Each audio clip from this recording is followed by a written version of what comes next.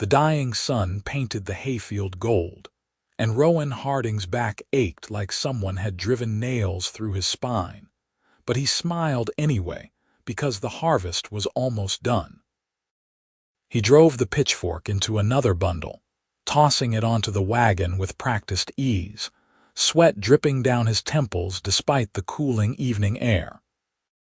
The farm had been his father's before a fever took him 2 winters past, and his father's father before that, 3 generations of Hardings turning this stubborn frontier soil into something that fed not just themselves but the village of Millbrook, a mile down the rutted road.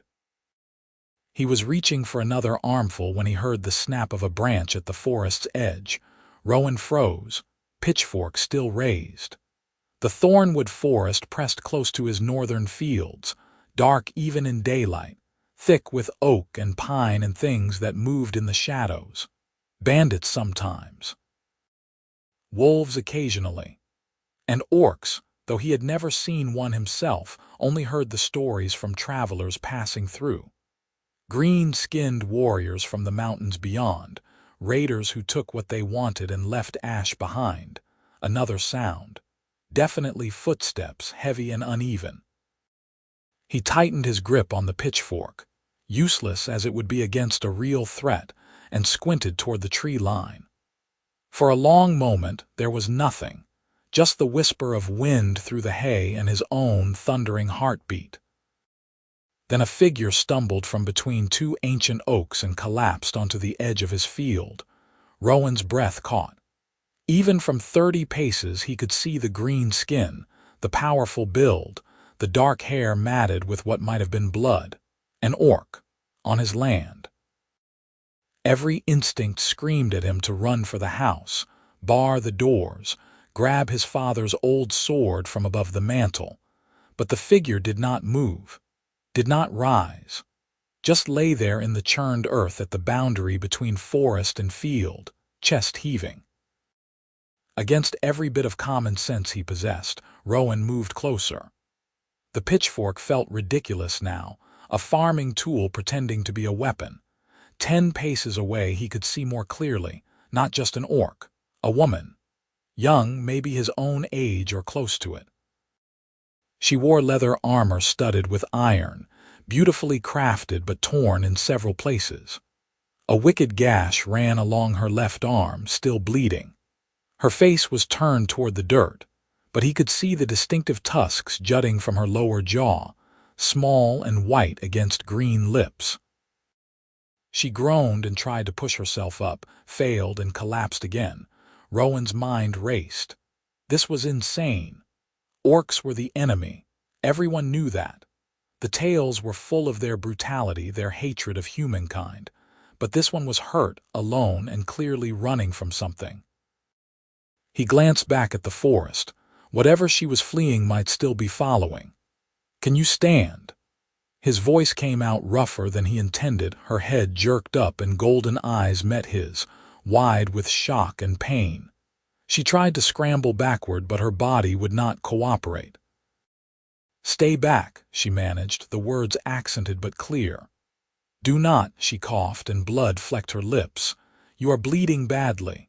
Rowan set down the pitchfork very deliberately, holding his hands up. "I am not going to hurt you. Your people always hurt mine." But there was no strength behind the words, only exhaustion. "My people are farmers. We mostly hurt turnips." He took another step closer. "Let me help you before you bleed out on my field, please." She stared at him like he had sprouted a second head. "Why?" "Because it is the right thing to do." And because some part of him, the part that had always questioned the stories, the part that wondered if the world was really as simple as humans good orcs bad, could not walk away from someone suffering. "Can you walk if I help you?" For a long moment he thought she would refuse. Then she nodded, just barely, and extended her uninjured arm. Rowan gripped it and pulled, surprised at how heavy she was, not fat, but solid muscle and dense bone. She got her feet under her with his support, swaying dangerously. Up close she was tall, perhaps 6 feet, with broad shoulders and a warrior's build.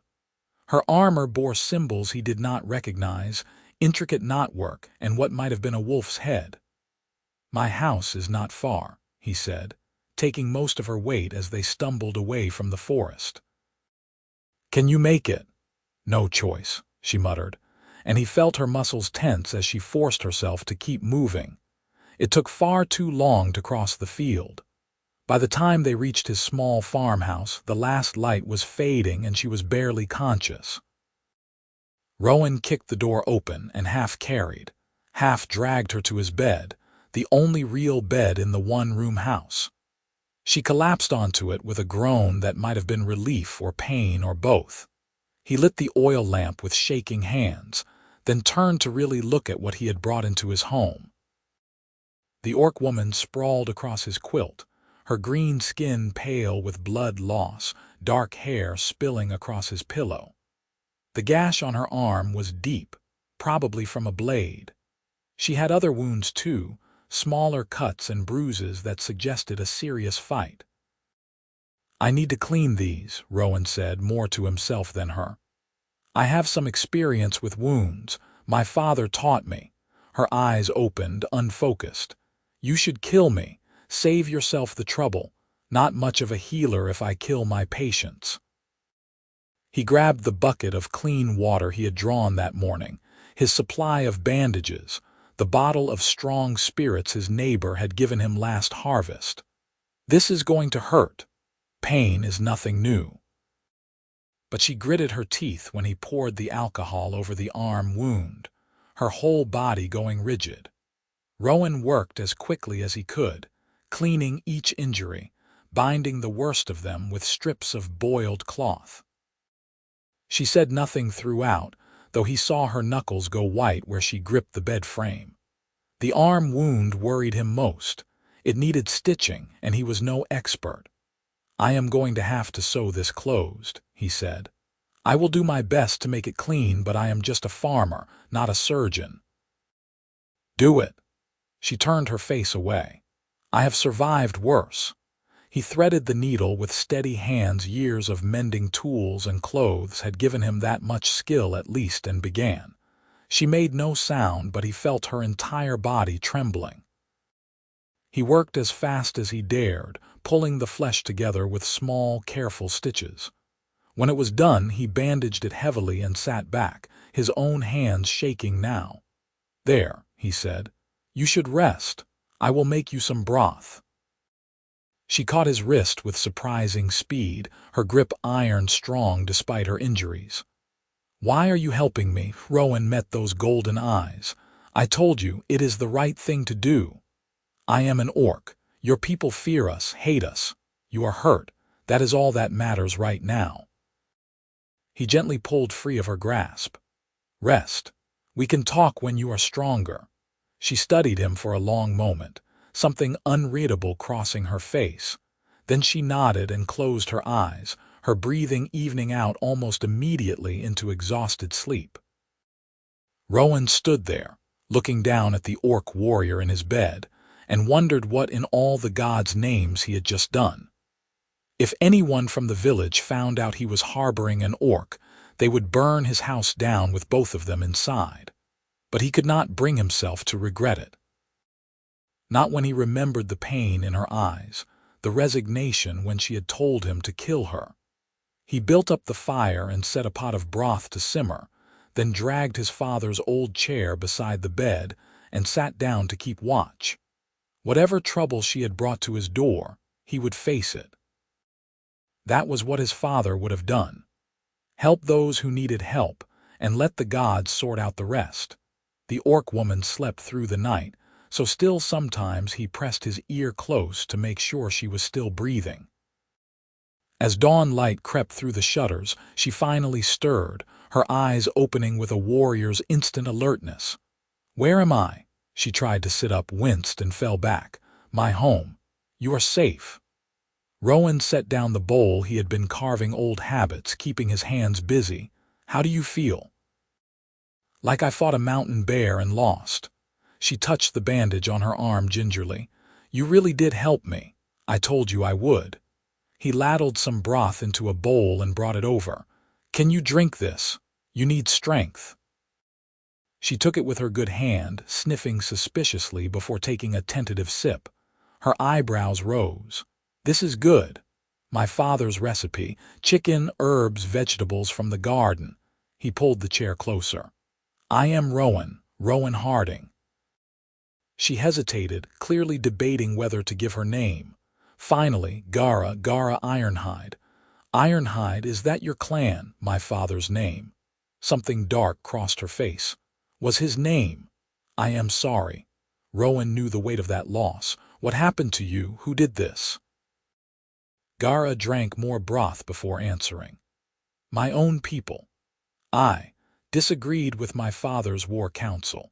He is Warchief Cruel Ironhide, leader of the Stonefang clan.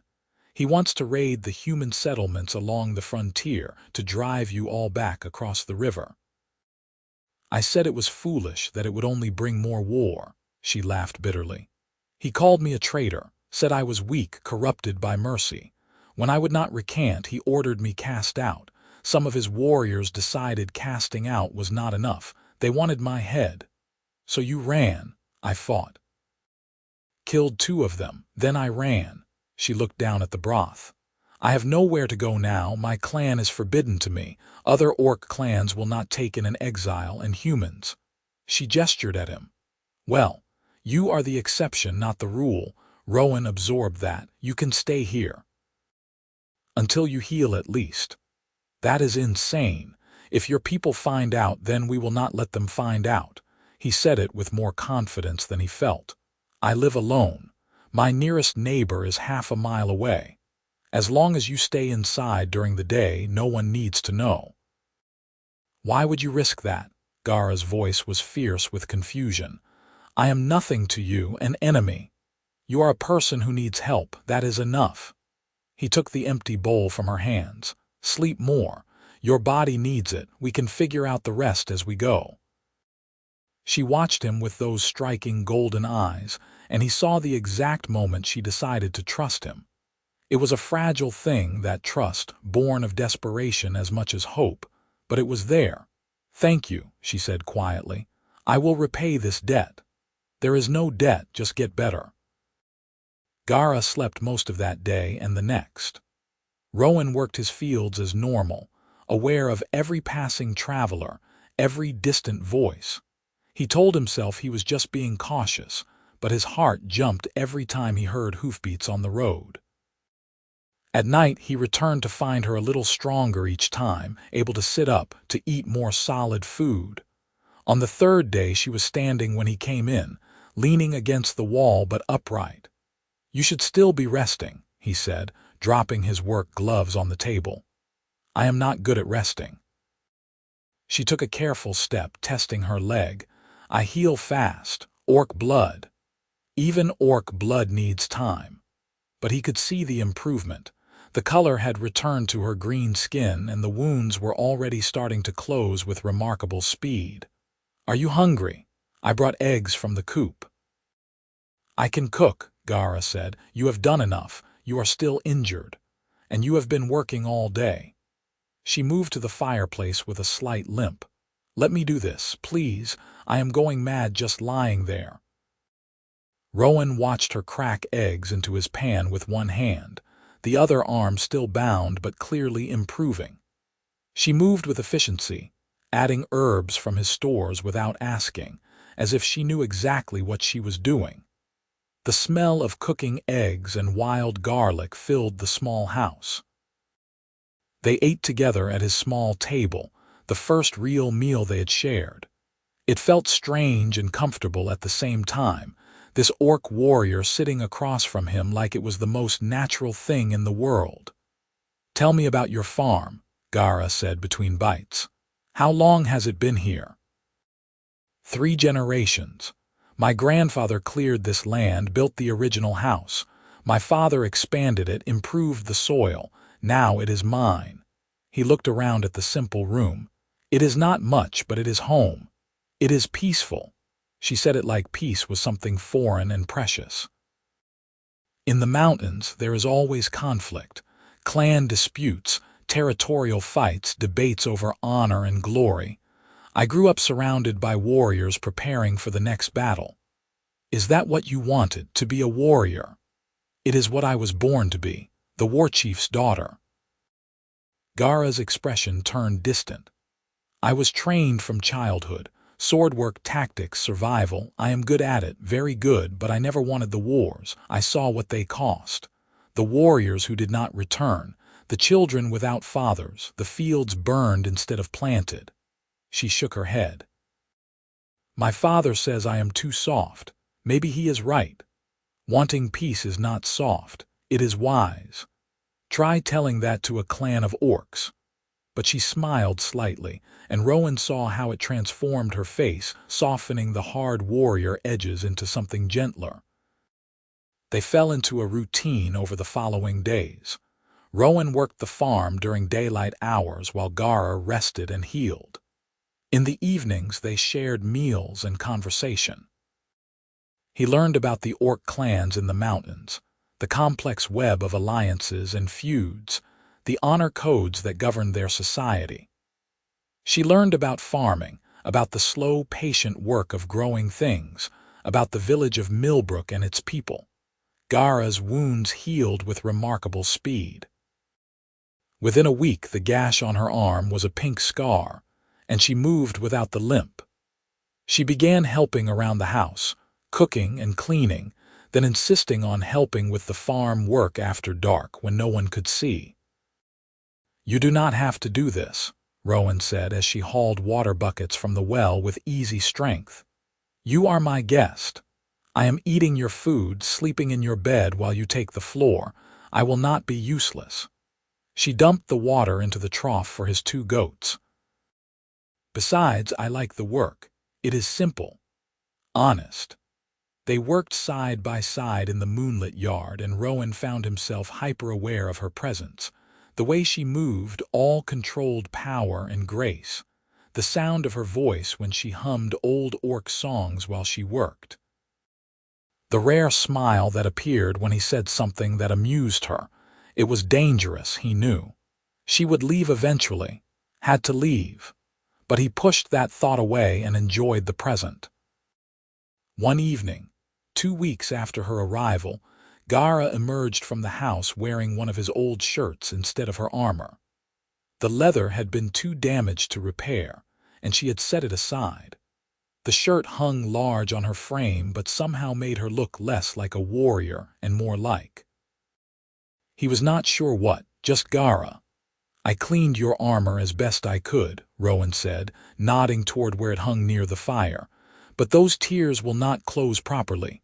It does not matter. I have no use for it anymore. She sat beside him on the bench outside, looking up at the stars. No clan means no armor. I am no longer a warrior of the Stonefang. What will you do? I do not know. For the first time since he had found her, she sounded lost. I have been thinking about it. I could try to find work as a mercenary in the Southern Territories. Or head west to the coast, disappear into a port city, somewhere no one knows the Stonefang clan or cares about orc politics. The thought of her leaving made something twist in Rowan's chest. You could stay. Gara turned to look at him. Here? Why not? I could use help with the farm.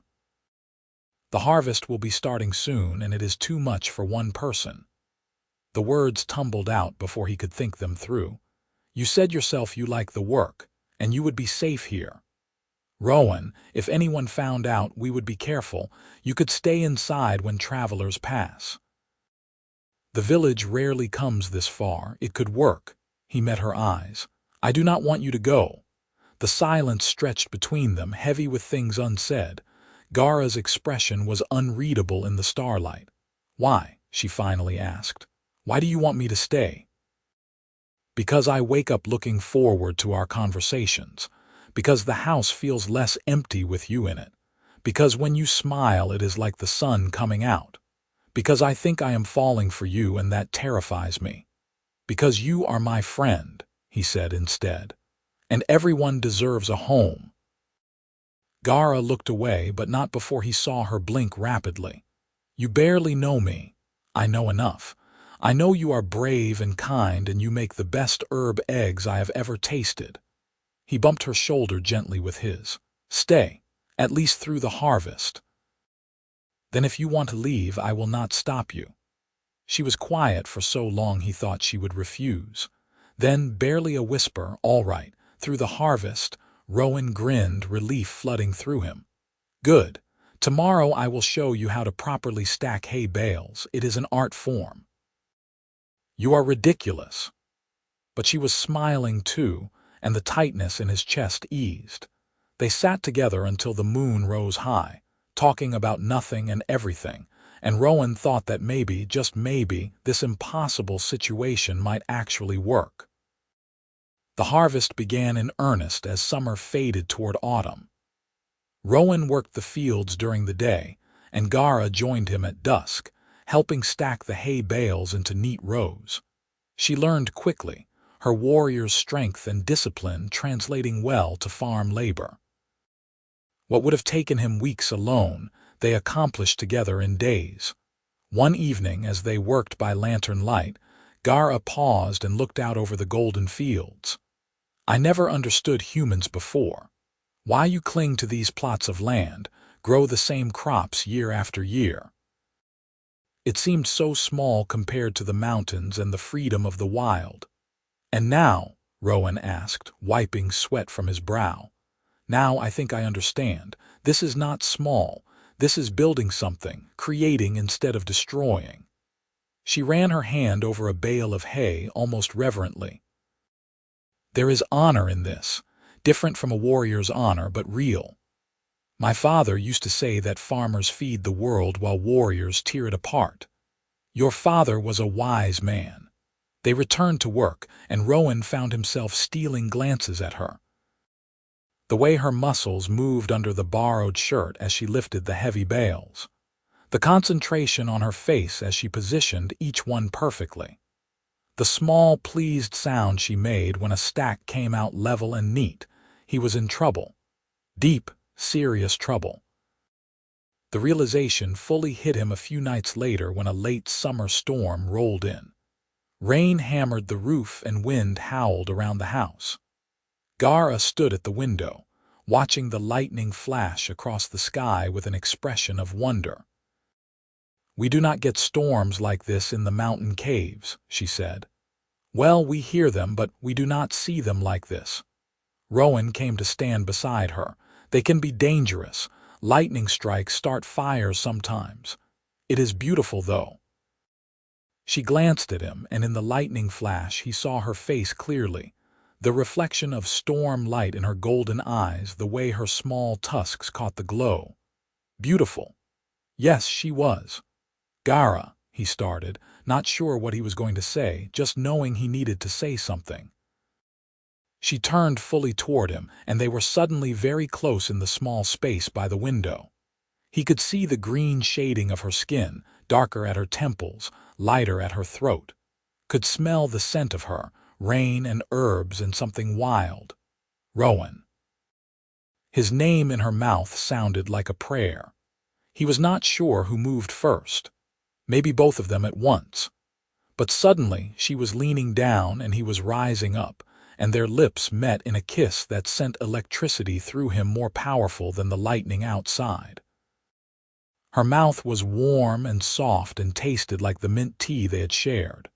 Her tusks pressed gently against his lips, strange but not unpleasant. One of her hands came up to cup his face, careful of her strength, and he gripped her waist, feeling the solid warmth of her through the thin shirt. When they finally broke apart, both breathing hard, Gara's eyes were wide with shock. "I should not have," she started. "I wanted you to," Rowan interrupted. "I have wanted you to for days now. This is insane. We cannot. I am an orc, you are human. I do not care." He kept his hands on her waist, anchoring her. "Do you care? I should." But she was leaning back toward him. "This will only end badly. Maybe, or maybe it is the best thing that has ever happened to either of us." He kissed her again, gentler this time, trying to pour everything he felt into it. When he pulled back, he rested his forehead against hers.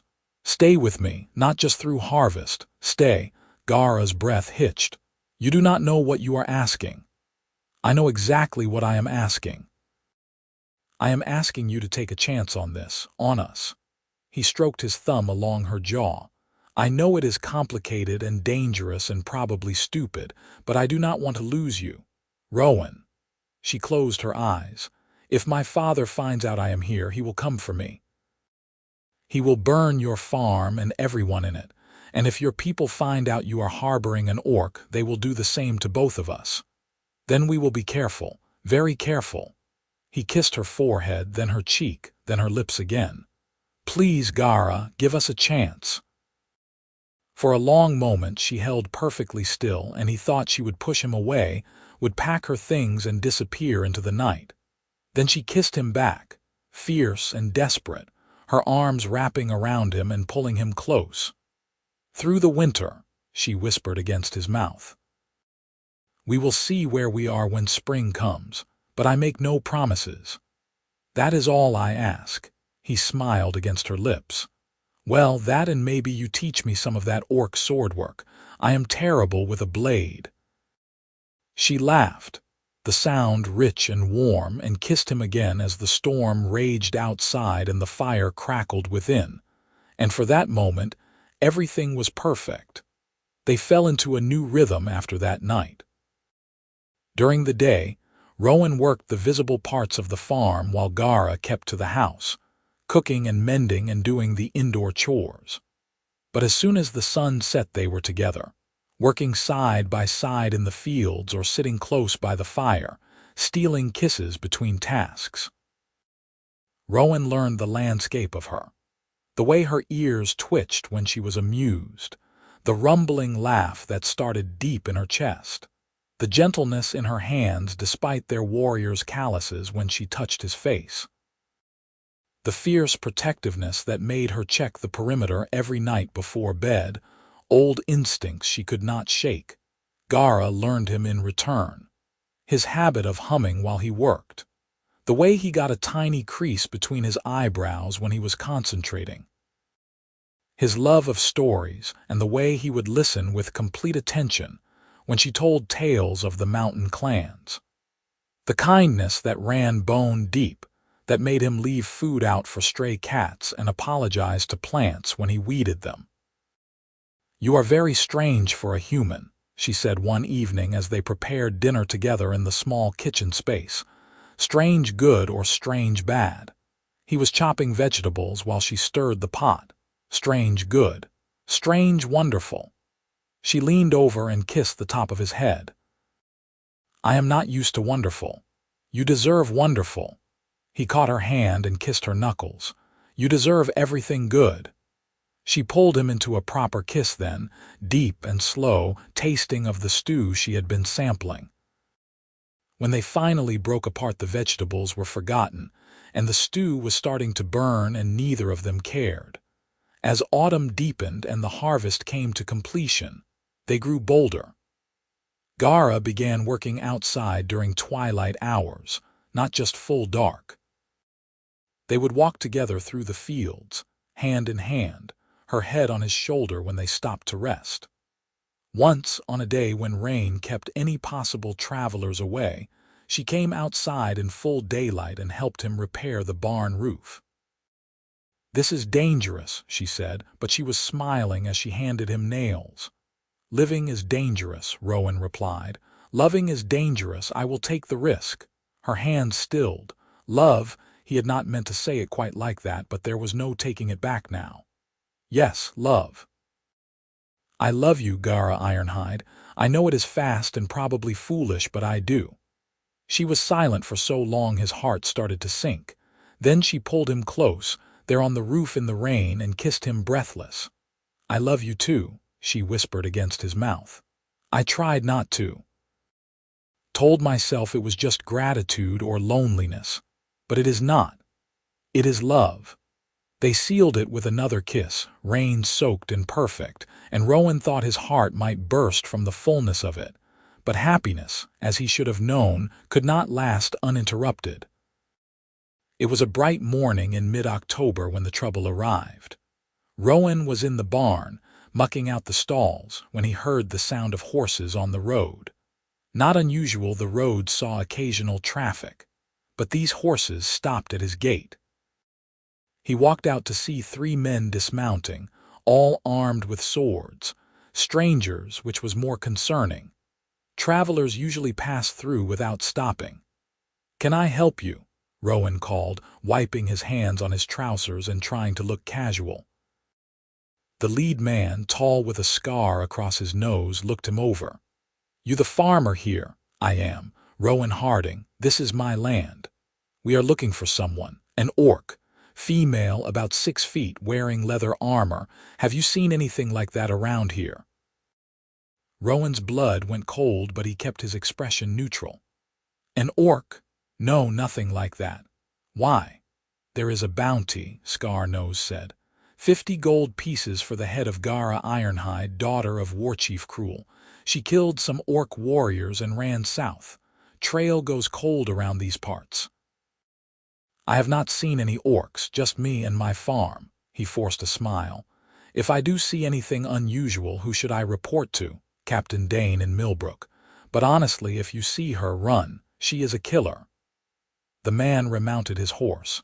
"We will be searching the area. Keep your doors locked." They rode off, and Rowan stood there trying to control his shaking.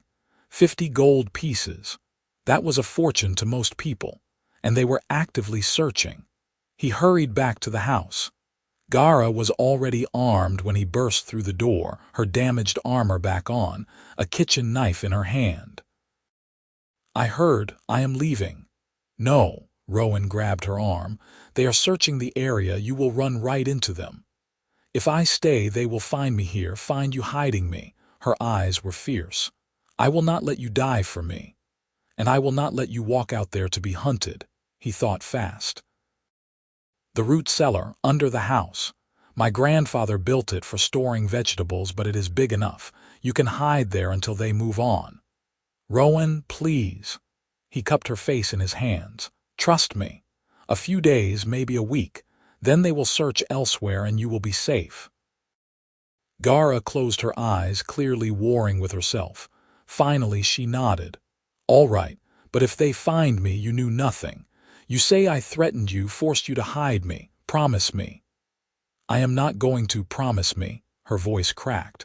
"I will not have your death on my conscience." "Promise me, Rowan." "I promise," he lied, knowing he would never betray her no matter what. They moved quickly, clearing out the root cellar and setting up a makeshift bed with blankets. Rowan brought down water, food, candles. It was dark and damp and cramped, but it would hide her. "I will come down every night," he said. "Let you know what is happening, bring fresh supplies. Be careful." She kissed him hard. "If anything happens to you because of me, nothing will happen. We will get through this." He kissed her back, trying to memorize the feel of it in case something went wrong. "I love you. I love you too." She descended into the cellar and he lowered the trapdoor, covering it with a rug and the kitchen table. The next few days were agony. Bounty hunters and orc hunting parties came and went, searching barns and fields. Rowan played the simple farmer, helpful but ignorant, letting them look wherever they wanted. They found nothing, of course. The cellar's entrance was well hidden, and no one thought to look under the kitchen floor. But they did not leave. More searchers arrived, setting up a camp a mile down the road. The captain from Millbrook came himself, a hard-eyed man who questioned Rowan extensively. "You live alone out here?" Captain Dane asked, walking through the house. "Yes, sir. Since my father died 2 years back. No wife, no help. Cannot afford help. I manage." He kept his voice steady despite his racing heart. The captain's eyes swept the room, and for one horrible moment they lingered on the rug covering the trapdoor. Then he moved on. "If you see anything at all, you report immediately. Understood?" "Yes, sir." After the captain left, Rowan waited until full dark before moving the table and rug and opening the trapdoor. Gara looked up at him, pale and tense. "They are not leaving," he said quietly. They set up a camp. I do not know how long they plan to stay. Then I need to go, now tonight before they have sentries. You would not make it to the forest. He climbed down into the cellar with her, needing to be close. We have to wait them out. How long can I hide down here? A week. 2. She laughed bitterly. Eventually they will search more carefully, find this place. We will figure something out. He pulled her into his arms, felt her trembling against him. I am not going to lose you. They held each other in the dark, the weight of the situation crushing down on them. Above, the autumn wind rattled the shutters. Below, they clung together, two people against a world that wanted to tear them apart. If it comes to it, Gara whispered, if they find me, run. Do not fight. Just run and live your life. Stop talking like that. I mean it, Rowan. You have given me more happiness in these past months than I have known in my entire life. If it ends here, at least I had that. She kissed him softly. At least I had you. You still have me, and you are going to keep having me for a very long time. He rested his forehead against hers. We are going to survive this, both of us. He wanted so badly to believe it. A week passed. Then 2. The searchers remained, combing the countryside with methodical determination. Rowan's nerves were stretched to breaking. He brought Gara food and water every night, spent precious hours with her in the cramped cellar, but it was not enough. She was growing pale from lack of sunlight, restless from confinement. This cannot go on, she said one night. You look exhausted. I am going mad down here. We need a new plan. I am working on it, Rowan said, though he had no idea what to do. Just a little longer. But time ran out the next day. Rowan was working in the barn when he heard shouts from the road. He ran out to see a commotion at the searchers' camp. Someone had found tracks in the forest, orc tracks, heading south. The entire camp mobilized within minutes, hunters and soldiers mounting up and riding hard toward the thornwood. He waited until they were out of sight, then sprinted back to the house. Gara, they are gone, chasing a false trail. This is our chance. She emerged from the cellar, blinking in the sudden light. Chance for what? To get you somewhere safe. Really safe. An idea had been forming in his mind for days, desperate but possible. There is an old mine shaft about 3 miles north. My father showed it to me when I was a boy. It goes deep into the hills, has multiple chambers. You could hide there and I could bring you supplies regularly. It would be better than the cellar, more space, and if anyone does find the entrance, you would have places to retreat to. Gara considered. If they are chasing a false trail, they will come back angrier and more determined. You are right. I need somewhere better to hide. She gripped his hands. But you cannot keep risking yourself bringing me supplies. Yes, I can, and I will. He kissed her quickly. Pack what you need. We leave now, while they are distracted. They moved fast, gathering food, blankets, water skins, and a few tools. Gara stripped off the damaged armor and dressed in his spare clothes instead, better for moving quietly through the forest. If anyone saw them from a distance, she might pass for a tall human man. The journey to the mine took most of the day. They moved carefully, staying off roads and paths, using the forest cover. Rowan's heart hammered every time a branch snapped or a bird called out, certain they were about to be discovered. But they made it. The mine entrance was overgrown with vines and brush, hidden unless you knew where to look. They pushed through into darkness, and Rowan lit the lantern he had brought. The main chamber was as he remembered, large and dry with several tunnels leading deeper. Not comfortable, but livable. Better than the cellar by far. It is perfect, Gara said, looking around. I can defend this if I need to. Multiple escape routes. They spent the remaining daylight hours setting up a proper camp. Gara's warrior training showed as she organized the space efficiently, setting up a sleeping area, a supply cache, even a small fire pit near a natural chimney shaft that would disperse the smoke. As the sun began to set, Rowan realized he needed to get back before his absence was noticed. "I will come back tomorrow night, bring more supplies." "Rowan," Gara caught his hand. "This might be the last time we see each other for a while. If the searchers intensify their efforts, you cannot risk coming here often. I will find a way. I know you will try, but if you cannot."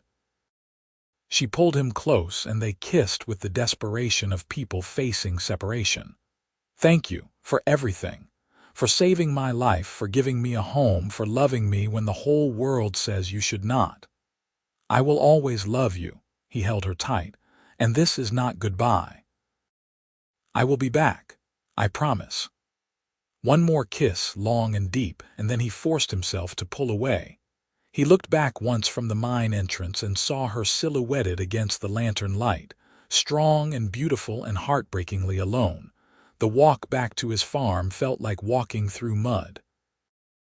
Every step took him farther from where he wanted to be. But he had to maintain the appearance of normalcy, had to keep being simple farmer Rowan Harding who knew nothing about orcs or bounties. He made it back just as full dark fell.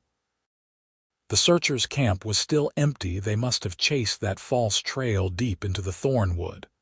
Good. That would buy time. Over the following days, Rowan established a routine. He worked the farm during the day, acting normal for anyone who might be watching. At night, he would pack supplies and make the careful journey to the mine. Sometimes he could only spare an hour with Gara before he had to return. Other nights, when he was sure no one was watching, he stayed until dawn, sleeping wrapped around her on the bedroll they had set up.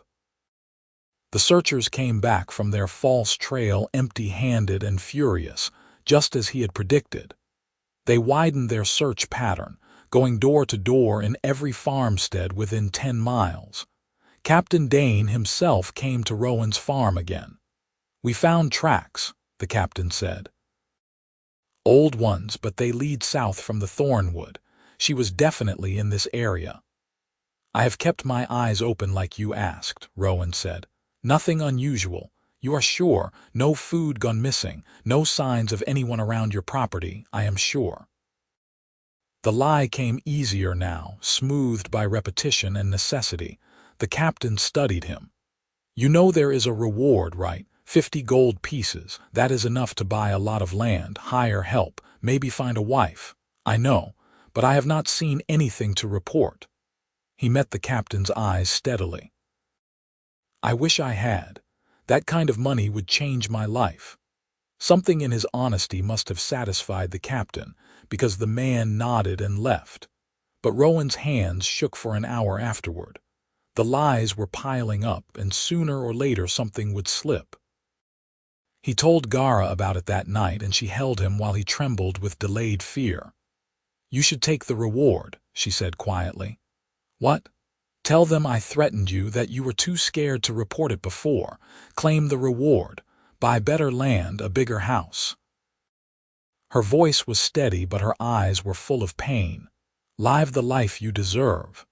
"I deserve a life with you," he cupped her face. "I am not going to betray you for money. I am not going to betray you at all. Even if it means losing everything, you are everything." He kissed her fiercely. "The farm, the money, none of it matters without you. Do not ask me to give you up. I cannot. I will not." She kissed him back, and they made love there in the dim mine shaft, desperate and tender, holding on to each other like drowning people clutching wreckage. Afterward they lay tangled together, and Rowan traced the scars on her arm where he had stitched her wound all those weeks ago. "When this is over," he said softly, "when they finally give up and leave, come back to the farm. We will figure out how to make it work. You can stay in the house during the day, work the fields at night. It is not ideal, but it is something." "When this is over," Gara repeated. "Do you really think they will give up?" "They have to eventually. The bounty is from your father, not the human kingdoms. Once he realizes you are truly gone, out of his reach, he will move on to other concerns. Warlords have short attention spans." "I hope you are right." She sounded doubtful. Winter arrived early that year, sharp and cold. The searchers finally broke camp and left, unable to sustain the hunt in the harsh weather. Rowan watched them go with relief so intense it made him dizzy. That night he went to the mine and found Gara packing her few possessions. "They are gone," he said. "You can come home." She turned to him and he saw tears on her face. "I cannot."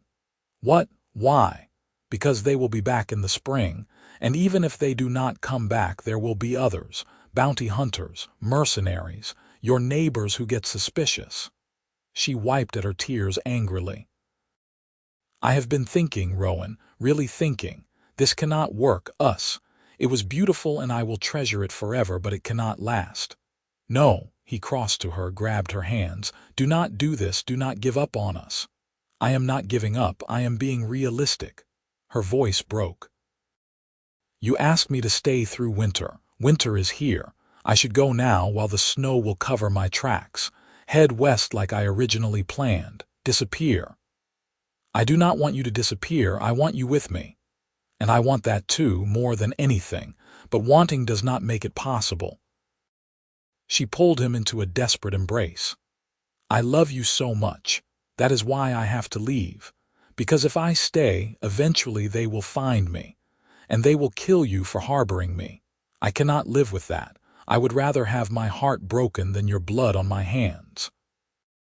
Rowan felt his own tears starting. "There has to be another way. If there is, I cannot see it." She kissed him, tasting of salt and sorrow. "Let me go, Rowan.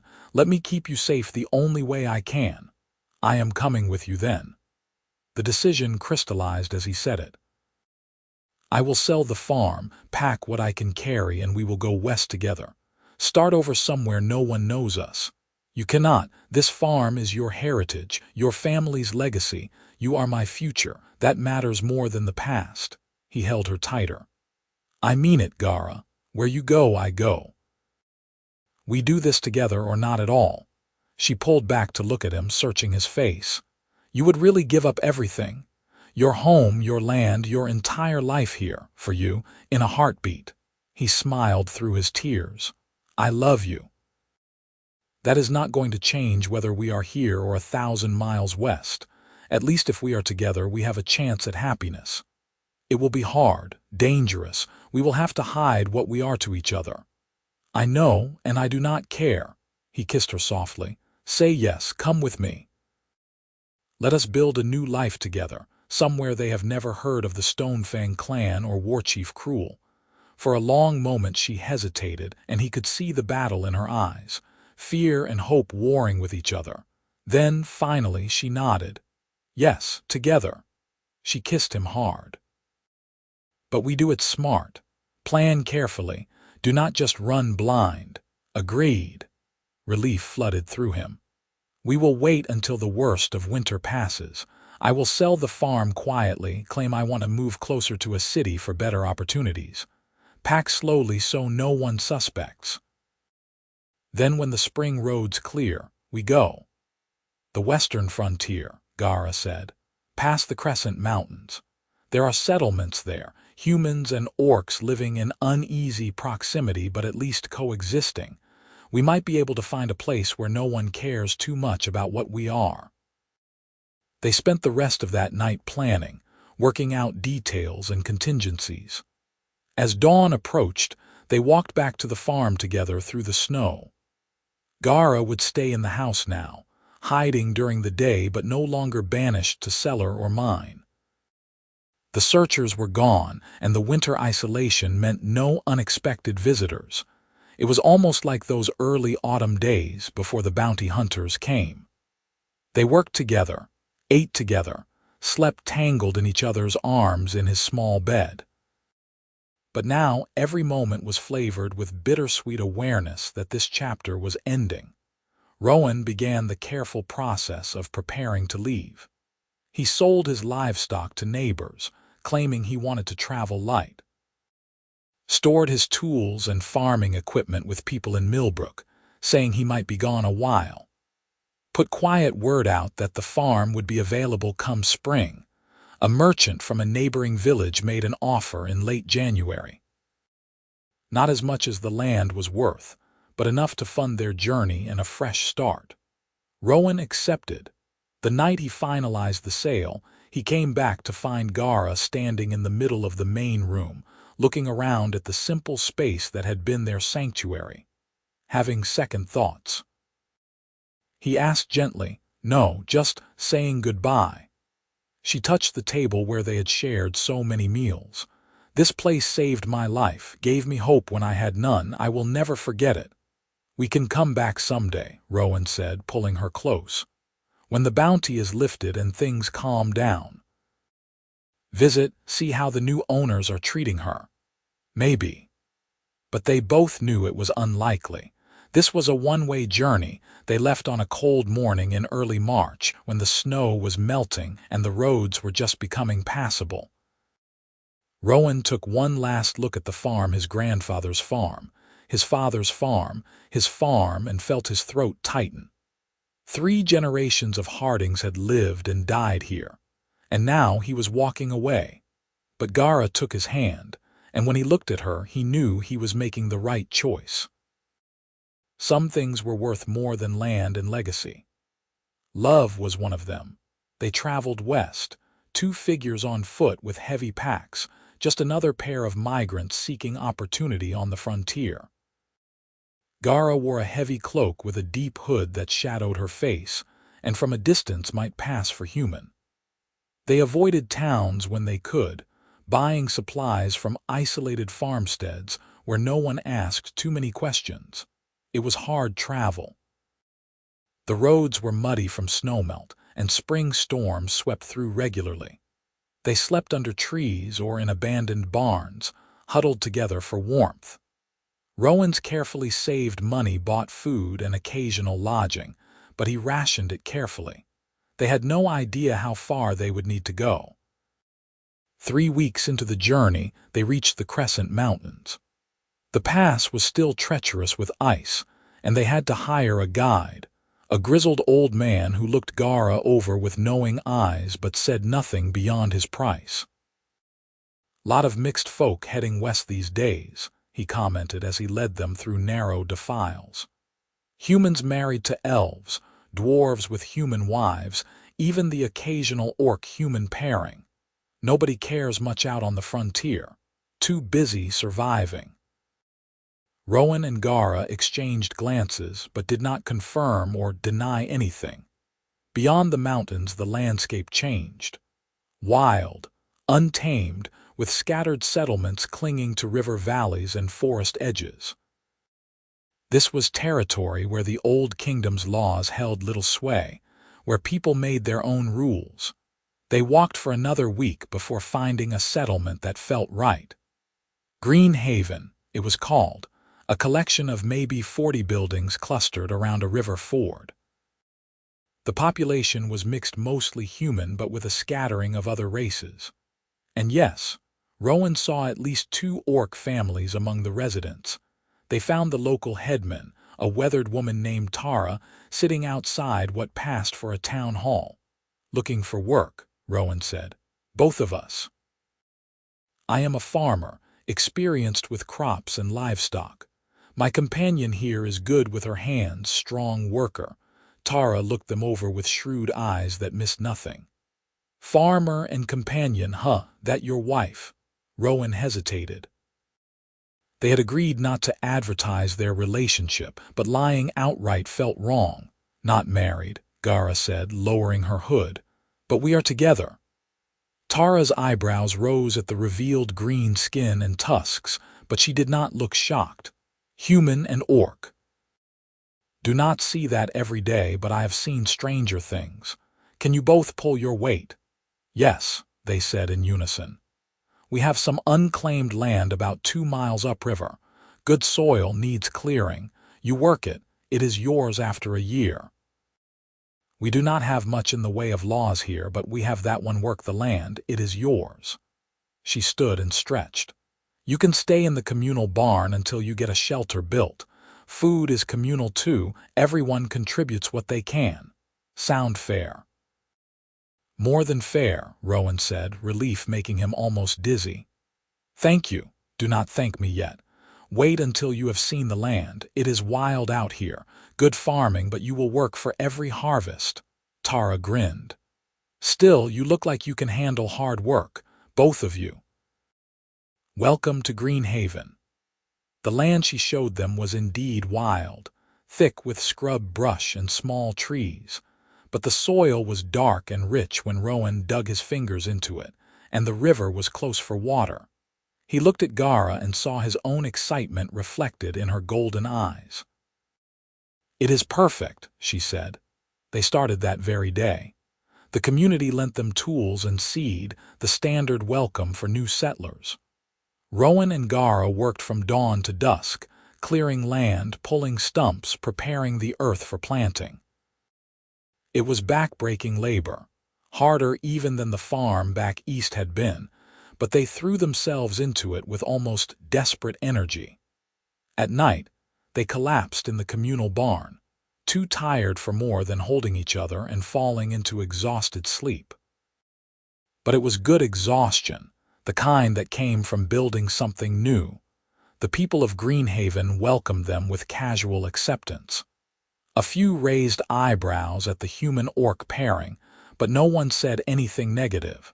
They were too busy with their own struggles to judge others. Rowan found himself working alongside a dwarf metalsmith, sharing meals with an elderly elf woman and her human grandson, helping an orc family repair their roof. This is what the world should be, Gara said one evening as they watched the sun set over their slowly clearing land. People just living together, helping each other, not caring about what race everyone is. Utopia has to start somewhere, Rowan said, kissing her temple. Might as well be here. By midsummer they had cleared enough land to plant, and a small cabin was taking shape at the edge of their property. Other settlers helped with the building, the same way Rowan and Gara helped with their projects. Community effort was how anything got done out here. The cabin was simple, just one room with a loft and a stone fireplace, but it was theirs. The first thing Rowan did when they moved in was carry Gara over the threshold, making her laugh. We are not married, she reminded him. Yet, he said, setting her down. I am working on that. Are you? She raised an eyebrow. This is news to me. He pulled out a simple ring he had been carrying for weeks, made from a river stone he had carved and polished in his spare moments. Gara Ironhide, will you marry me? Her hands flew to her mouth. Rowan. I know it is not traditional. No approval from family, no clan elders or village priests, just us and this wild frontier. But I love you and I want to call you my wife. He held out the ring. What do you say? She was crying now, the tears streaming down her green cheeks. Yes, yes, of course yes. He slipped the ring onto her finger and she pulled him into a kiss that tasted of salt and joy. When they finally broke apart, both laughing and crying at once, Gara wiped her eyes. How do we even get married out here? Is there a priest? Tara told me the community does hand-fasting ceremonies. Basically, we declare ourselves married in front of witnesses and that is it. Legal enough for frontier law. Then let us do it. Gara grinned. I want to be your wife, Rowan Harding, and I want the whole world to know it. They held the ceremony a week later, on a warm summer evening with the whole settlement gathered. Rowan wore his best clothes, carefully preserved from the journey. Gara wore a simple dress that one of the orc women had helped her make, dyed green to match her skin. Tara officiated, speaking words about partnership and commitment and building a future together. Rowan and Gara held hands and made their vows. I vow to stand beside you, Rowan said. In hard times and good, to love you when the world says I should not. To build a life with you that is bigger than either of us alone. I vow to protect you, Gara said, her voice steady despite the tears on her face. To cherish you, to honor the courage it took for you to choose me when you could have chosen safety. Her voice dropped to almost a whisper. To love you until my last breath. Tara tied their hands together with a green ribbon. By the authority vested in me by this community, I declare you married. Congratulations. The whole settlement cheered. There was food and music, people dancing in the twilight. An orc man played a drum while a human woman sang, and Rowan danced with his wife under the stars, her head on his shoulder and his arms around her waist, and thought that he had never been happier. Later that night, in their small cabin, they consummated the marriage properly. Rowan took his time, learning every inch of his wife's body, showing her with touches and kisses how much he loved her. Gara was initially shy but grew bolder, her warrior's strength tempered with surprising gentleness. Afterward they lay tangled together in their bed, the summer breeze coming through the open window. "Did you ever imagine this?" Gara asked softly. "When you found me bleeding in your field?" "No," Rowan admitted. "I just wanted to help you, did not think past that moment. I thought you were insane, or that it was a trick." She traced patterns on his chest. "I had never met a human who showed me kindness without wanting something in return. I wanted something eventually. I wanted you." He kissed her forehead. "I am glad you stabbed your way into my life." She laughed. "I am glad you were too stubborn to let me leave." They fell asleep like that, wrapped around each other, husband and wife in their own small cabin on the edge of the frontier. The seasons turned. Their first harvest came in, modest but successful. Rowan proved his skill as a farmer, and Gara's warrior strength meant they could do the work of 3 people. By winter, they had enough food stored to trade for other necessities, and their cabin was weathertight and warm. More settlers arrived in Greenhaven as word spread about the mixed community. The settlement grew from 40 buildings to 60, then 80. Rowan and Gara became respected members, their mixed marriage no longer even remarkable as others followed their example. 2 years after arriving in Greenhaven, Gara came to Rowan with news that changed everything again. "I am pregnant," she said simply. Rowan stared at her, processing. "Pregnant, we are having a baby, we are." She looked uncertain. "I know we have not talked about this. I did not think it was possible, human and orc, but apparently it is." He swept her into his arms, spinning her around until she laughed and begged him to stop. "This is amazing. We are having a baby. You are happy." She sounded relieved. "Happy, I am thrilled." He kissed her soundly. "We are going to be parents." The pregnancy was difficult. Gara was sick for the first few months, and Rowan took over most of the heavy farm work. But she was resilient, and by the 2nd trimester she was back to helping, though he watched her like a hawk and made her rest frequently. The settlement rallied around them. The midwife, a half-elf woman with decades of experience, checked on Gara regularly. Neighbors brought food and offers of help. The orc families shared knowledge about orc births, which Gara said were traditionally easier than human ones. As her belly swelled with their child, Rowan found himself overwhelmed with love and terror in equal measure. He was going to be a father. He had no idea how to be a father, but he would figure it out, the same way they had figured out everything else. The baby came on a cold winter night, 8 months after Gara's announcement. The labor was long and hard, and Rowan held his wife's hand through all of it, wincing every time she gripped hard enough to crack bones. Finally, as dawn broke, the midwife held up a tiny, squalling infant. "You have a daughter." Rowan looked at the baby in awe. She was perfect. Green-skinned like her mother but with his human features, tiny tusks just visible in her gums, a shock of dark hair on her head. "She is beautiful," Gara whispered, exhausted but radiant as the midwife placed the baby in her arms. "Look at her, Rowan. We made this." He touched his daughter's tiny hand, felt her grip his finger with surprising strength. "Hello, little one, I am your father." The baby's eyes opened golden like Gara's, and she stared up at him with the intense focus of the very new. "What should we name her?" Gara asked. They had discussed this, going through dozens of possibilities. Human names, orc names, something that honored both cultures. In the end, they chose the one that felt right. "Hope," Rowan said. "We will call her Hope." Gara smiled, tears streaming down her face. "Hope Harding, it is perfect." The first few months were chaos. Hope was a demanding baby, wanting to be fed constantly, crying at odd hours. But she was also pure joy, every smile and coo a miracle. Rowan changed diapers and walked the floor at midnight and sang lullabies in a terrible voice, and loved every exhausting minute. Gara proved to be a fierce mother, protective and nurturing in equal measure. She made slings to carry Hope while she worked, teaching their daughter the rhythms of farm life from infancy. The settlement's children flocked around the baby, fascinated by the half-orc infant. "She will grow up never knowing the prejudice we faced," Gara said one evening, watching Hope sleep in her cradle. "She will think mixed families are normal, that humans and orcs can love each other." "She will make the world better just by existing," Rowan agreed. "Our little ambassador."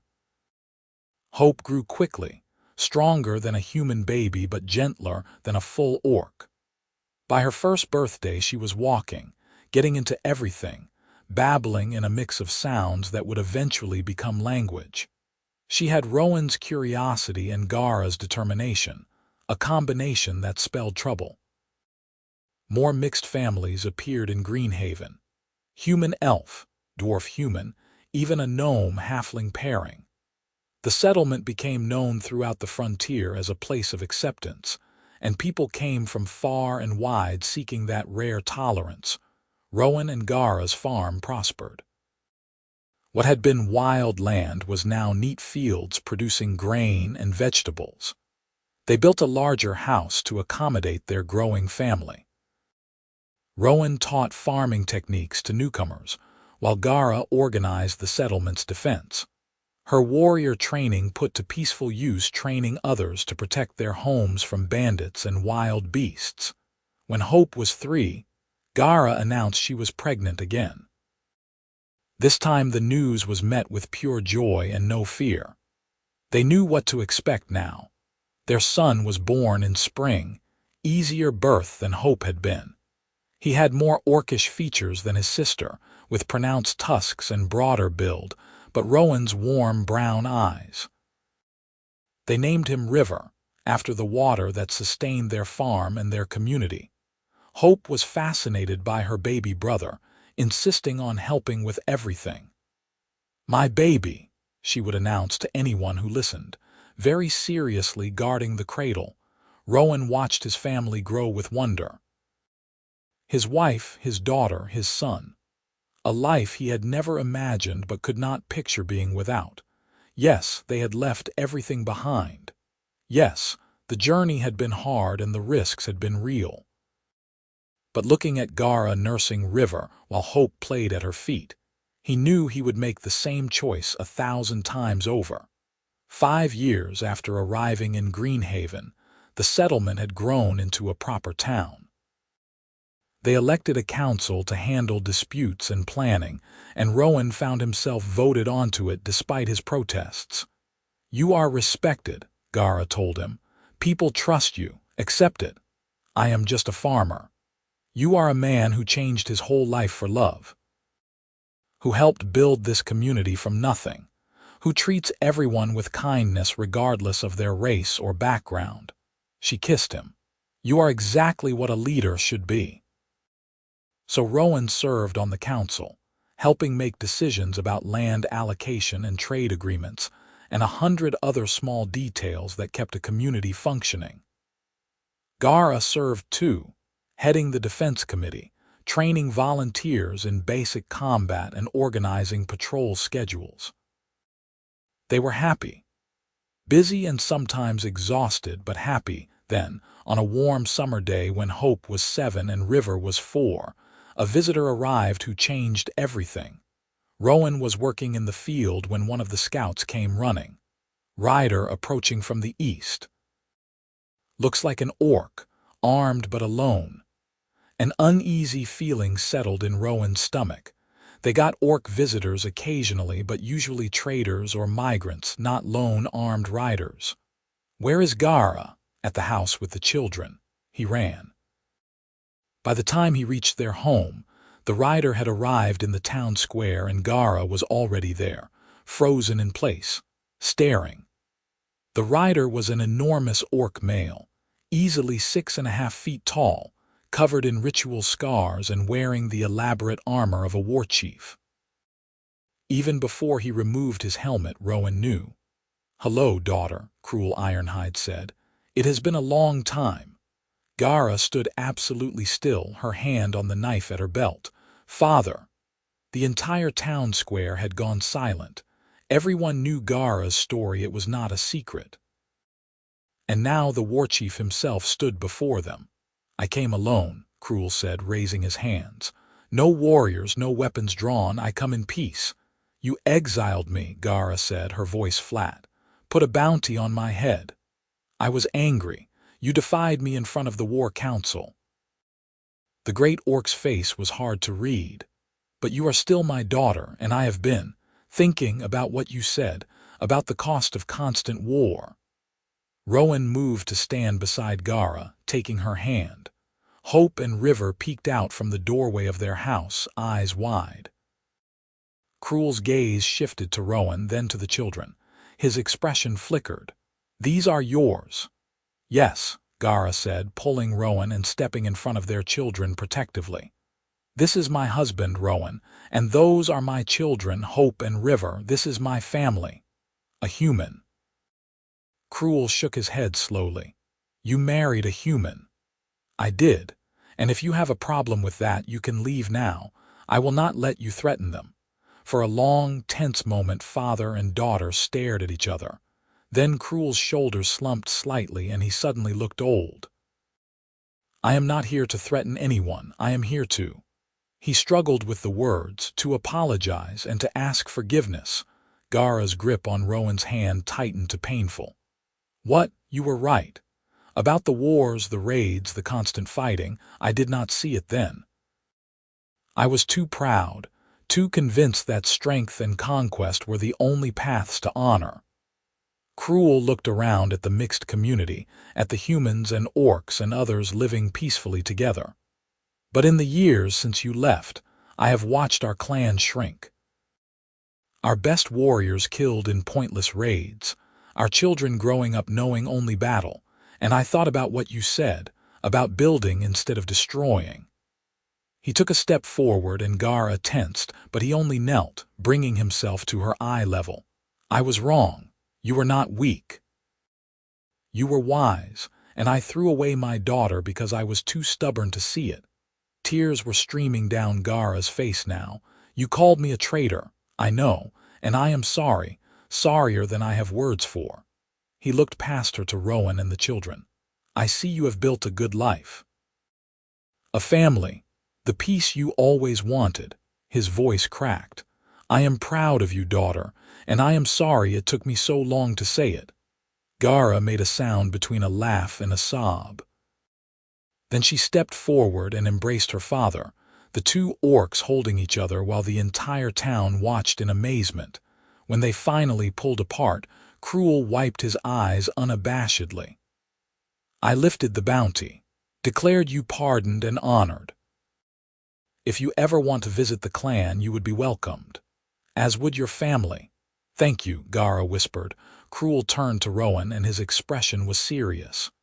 "You, human, you took care of my daughter when I cast her out. You gave her a home and a family. You have my gratitude and my respect." Rowan swallowed hard. "I love her. That is all I have ever wanted to do, take care of her." "Then you are a better man than most." Cruel extended his hand and Rowan shook it, feeling the immense strength in that grip. "Treat her well, always." Hope chose that moment to run forward, her child's curiosity overwhelming her fear. "Are you my grandfather?" Cruel looked down at the small half-orc girl and his entire face softened. "I suppose I am. What is your name?" "Hope. And that is my brother River. We live on a farm. Papa teaches us about plants, and Mama teaches us to fight, but I am not very good yet." She grabbed his hand. "Do you want to see our goats?" The great Warchief Cruel Ironhide, terror of the frontier, let himself be led away by a 7-year-old to look at goats, and Rowan heard him asking questions about farm animals with genuine interest. Gara laughed, wiping her tears. "I cannot believe this is happening." "Believe it." Rowan pulled her close. "You got your father back. Your children have a grandfather. It is a gift." "The world is changing," Gara said wonderingly. "If my father can change his mind about humans, about war, then maybe there really is hope for peace." "Named our daughter right then," Rowan said, and kissed her. Cruel stayed in Greenhaven for 3 days, getting to know his grandchildren and meeting with the town council. He spoke seriously about establishing trade between the Stonefang clan and the frontier settlements, about creating alliances instead of boundaries. "You have built something remarkable here," he told Rowan and Gara on his last night. "Multiple races living together in peace. It should not be unusual, but it is. You are setting an example." "We are just living our lives," Rowan said. "Sometimes that is all it takes to change the world." Cruel ruffled Hope's hair. She had attached herself to her grandfather immediately and barely left his side. "I will send word when we establish the first trade routes, and you are welcome in the mountains any time, all of you." When he left the next morning, Gara stood watching until he disappeared over the horizon, Rowan's arm around her shoulders. "Are you all right?" he asked. "Better than all right." "For the first time in years I feel whole," she turned to him. "I have my father back, I have you and the children, I have this community. I have everything I ever wanted and things I did not even know I needed. We built a good life." "We did," she kissed him softly. "Thank you. For saving me that day in your field, for loving me when the world said you should not, for giving me all of this. Thank you for letting me, for taking a chance on a simple farmer who had no idea what he was doing." They stood there for a while, watching their children play in the yard of their farm, surrounded by the community they had helped build, and Rowan thought about the path that had led them here. From that moment in the hayfield, when he had made the choice to help instead of fear, to this moment of peace and family and love, the world was still complicated. There would always be challenges, prejudice that needed fighting, difficulties to overcome.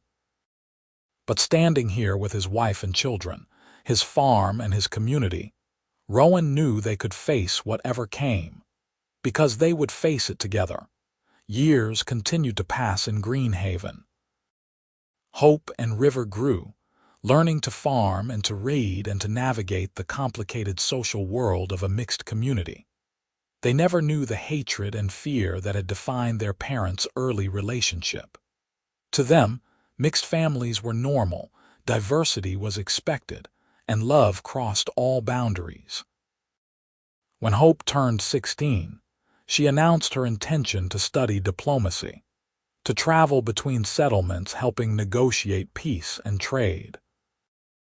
River, quieter and more contemplative, showed his father's love of growing things and his mother's strategic mind, designing better irrigation systems and crop rotations. Rowan and Gara watched their children flourish with pride. Their farm had become one of the largest in the region, not through exploitation but through innovation and hard work. They employed others now, both human and orc, paying fair wages and treating workers like family. Greenhaven grew into a full city, the shining example of what cooperation could achieve. The stories of the human farmer and the orc warrior who had founded it together became legend, told around fires and written in books. But for Rowan and Gara, it was never about legend. It was about the small moments, morning coffee together watching the sunrise over their fields, the way Gara still trained with her sword every dawn, keeping her skills sharp, the way Rowan still hummed while he worked, and Gara still made the best herb eggs he had ever tasted. It was about Hope bringing home her first serious partner, a nervous half-elf boy who relaxed when Rowan treated him with kindness. About River's first successful harvest using his new techniques, his face glowing with pride. It was about the night Cruel visited and sat by their fire, telling his grandchildren stories of the old days while admitting the mistakes he had made. About the trade caravans that now ran regularly between orc clans and human settlements, carrying goods and ideas, and slowly breaking down generations of mistrust. It was about Gara taking Rowan's hand one evening, 20 years after that first kiss in the storm, and saying, "I love you more now than I did then. I did not think that was possible." "Same," Rowan said, kissing her knuckles. "Every day with you is a gift. Even when I am stubborn and drive you crazy, especially then." She laughed and pulled him close, and they danced slowly in their kitchen to music only they could hear. Two people who had chosen each other when the world said they should not, and had built something beautiful from that choice. As Rowan held his wife and looked around at the life they had created, he thought back to that young farmer in the hayfield, the one who had seen someone suffering and decided to help despite the risks. That simple choice had led to everything. To love and family, to community and change, to a future brighter than he had ever imagined. The orc had kissed him where no one could see, there in the rain and firelight of his small farmhouse. And from that kiss had grown a love that changed not just their lives, but the lives of everyone around them. Proof that kindness mattered, that love could cross any divide, and that the courage to choose compassion could reshape the world. It was not always easy. But as Gara rested her head on his shoulder and they swayed together in the kitchen of the house they had built, Rowan knew with absolute certainty that it was worth it. Every single moment, every risk, every sacrifice for this, for her. For the family and the life and the love that had bloomed from one desperate woman stumbling out of the forest and one farmer who chose to help. Their story would continue. Hope and River would have their own adventures, their own loves, their own choices to make. The city would keep growing, keep changing, keep pushing toward that dream of true peace between all peoples. But for Rowan and Gara Harding, this was enough. This moment of simple domestic peace, earned through struggle and sealed with love. Outside, the fields they had planted together swayed in the evening breeze. Inside, their home was warm and full of life, and between them was a love that had survived exile and bounty hunters, prejudice and fear, distance and doubt, a love that had won.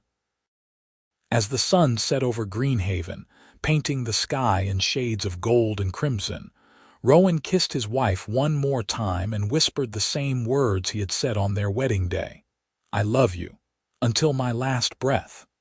"And I love you," Gara whispered back. "Beyond my last breath and into whatever comes after." They held each other as darkness fell and the stars emerged, two souls who had found each other against all odds and built a forever from the ashes of their old lives. And it was good. It was more than good. It was perfect.